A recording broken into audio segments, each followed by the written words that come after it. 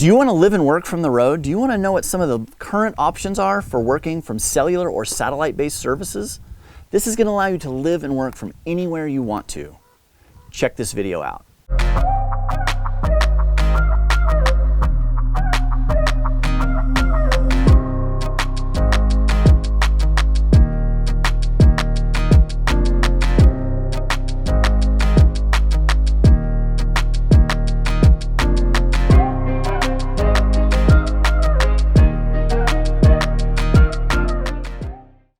Hi, I'm Peter Holcombe. I have lived and worked for the last 9 years from the road all over North America and Europe. This has been an incredible experience. It's allowed me to go to the places that I've always dreamed of and discover places that I've never dreamed even existed. The work aspect of this is very important. I'm not going back to an office. I'm doing everything that I do from my van in these amazing places. But it has had its challenges, and some of those challenges have recently been overcome. Being able to be online is really important. Now, a lot of people that go on vacation, they want to leave their phones behind. They don't want to be bothered by them. They want to escape their normal life. Now, my normal life is wandering around wild places, exploring, doing photography, and creating the content that I create. And a big part of that is being able to be in these places for extended amounts of time. To be able to be here though, I need to be connected, because otherwise I'm running into town, checking an email, making a phone call, and then coming back to the beautiful place, and a lot of times I've missed the beautiful light or whatever it is that brought me there. When we first hit the road, we had our telephones and we had an AT&T hotspot. And we thought, well, that's good enough, right? We can check emails, we can do phone calls, but we found that when we were in these remote places, we had to go into town, to go to a library, to go to a coffee shop, find a place with free Wi-Fi. And yes, that works. For a short amount of time, you can certainly pull that off. But when you're extended in these amazing places and you get back there and you want to just nothing more, stay where you are rather than driving around looking for free Wi-Fi, you start looking for other options. This was back in the days when you couldn't connect your phone's data plan to another device. So the cell companies really wanted you to have these hotspots. And honestly, the hotspot was great because we could leave it always on in the van. We'd leave our computers, our iPads, and all of our stuff connected to it. And it was just like always running, and it was always fairly reliable Wi-Fi for us. And we didn't run the data plans down on our phones, which was great. I also found sometimes the hotspot's antenna was a little more powerful than what I had in my phone, in that it would give me a faster connection than my phone would. Now, this is all well and good while we had cell service. And often we struggled with that because we were in places that were on the fringe of cell service or very far away from cell service. So we got a cell booster. A cell booster is a little device that is powered up, it lives in your van, and it has an antenna on the roof, and it just amplifies the signal that is naturally occurring wherever you are. Now, if you have 0 bars, 0 service, it's not going to allow you to have service, but it might take you from 1 bar to 2 or 3 bars, which can be really beneficial. And that worked pretty good. But honestly, I got mixed reviews on it. And I think in this day and age, probably the cell boosters are a little bit better, but we've kind of skipped past that for right now. Something we've fairly recently discovered is a device called a TravleFi.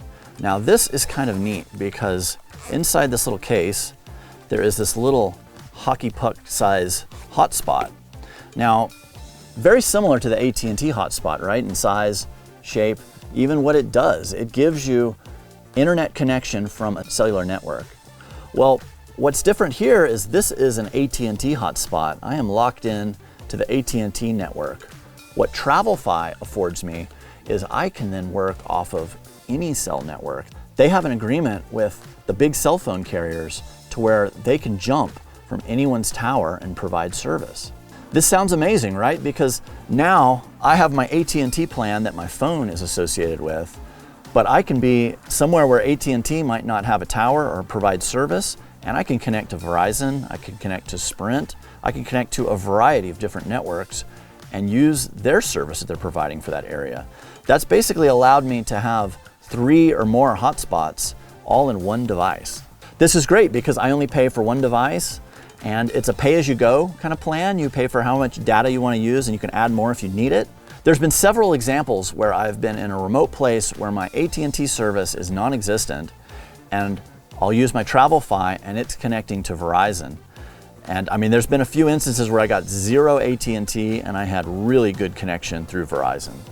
So while TravleFi still has the downsides of that you need to find cellular connectivity, it does give you the advantage of maybe finding an off carrier from your normal cell phone provider to using one of the other carriers. So it just broadens the chances that you're gonna get a good connection. Another thing I like is the battery seems to last very long. So does my other hotspot, but it's getting pretty old at this point. But this one does great. It's really a simple interface. It comes in this little bag. There's actually been a few times when I've taken it back into the backcountry knowing that maybe I won't have AT&T, but that I could maybe pick up Sprint or Verizon and still get out an email or a call or send a picture. And it doesn't weigh anything. It's super easy to travel with. So TravleFi has been a great little resource to have in my back pocket for those times when I need cellular connectivity, but I can't get on my normal AT&T plan. So there's an exciting new player on the market for digital nomads, and it is called Starlink. This is my Starlink. I've been hauling it around in this box that it came in for the last 3 months. It's not the prettiest thing, and as you can see, it takes up quite a bit more space than like my simple TravleFi. So what is Starlink? Let me show you. Starlink is a satellite-based internet service. SpaceX and Elon Musk have launched all these satellites into space. They're orbiting around, creating what they call a constellation. This constellation then allows your dish, is affectionately called the dishy, it allows your dishy to then articulate and get the best view of the sky to then orient and talk to these satellites. This gives you incredible high-speed internet. It's really the fastest thing out there right now for a digital nomad. It also has some difficulties. The biggest one is really its size and its shape. It is much larger than your typical hotspot or the TravleFi. It also needs to be powered in that it doesn't run off of a little battery, but you plug it in. We've got an inverter and a lithium-ion battery system in our Revel van, so that's not a problem. You would then take this and sometimes we set it on the roof of our van. I can strap it down so it doesn't blow off, and I'll just use it there. Or other times I'll take this cable and I can go 75 feet away from the van and put it maybe out from under a tree if I wanted to park in the shade, or we just got back from a tour of the Northwest and I would be parked in the forest and I have to run it out to the edge of maybe a lake and put it on a beach where I'd have a clear view of the sky. But that's just it. If you can't get a view of the sky, you can't get reliable internet. So trees, canyons, anywhere where you can't see a broad view of the sky, it's gonna struggle. Now that's back to where TravleFi or a hotspot of some sort could come in, because maybe you're in a situation like that and you have great cell service.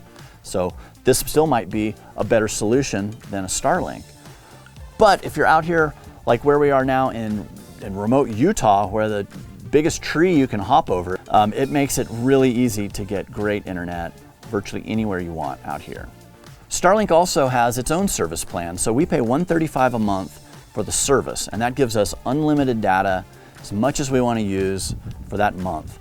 And then we paid roughly $600 to buy the hardware itself. So that's a little more expensive than some of the other plans. If you're like me and you need to do things like upload videos and things that need a lot of bandwidth, this could be the ticket. So the thing I like the most about Starlink is the speeds it gives me.